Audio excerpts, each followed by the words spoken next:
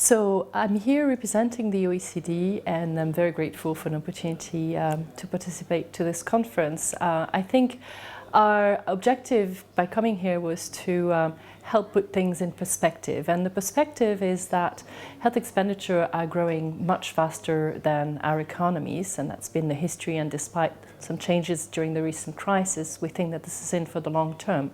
And this creates challenges, in particular fiscal challenges, because in the majority of OECD countries, health is publicly financed. So how are we going to cope with this in the future?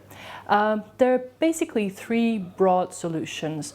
One is to take money from elsewhere or raise taxes. And we know that this is difficult on the one hand, but also I think we have to think hard about this. I mean, should we take, because the determinants of health really go beyond the health sector. So maybe spending on education, on the environment can actually do more for the health system.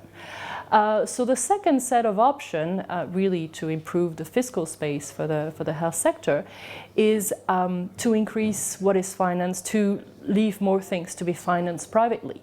But this is difficult also, but it might be even dangerous. We do have to think carefully about what we want to finance collectively, and the use of HTA is important in that regard.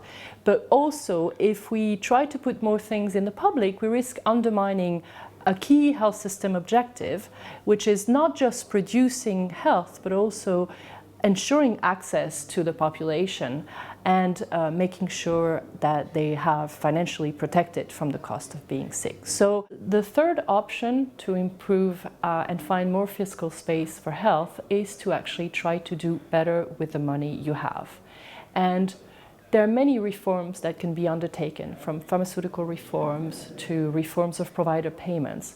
But I think many of them, what they come down to is really the issue of integrating care, and how e-health systems and how IT can help with this is a core question that this conference is addressing.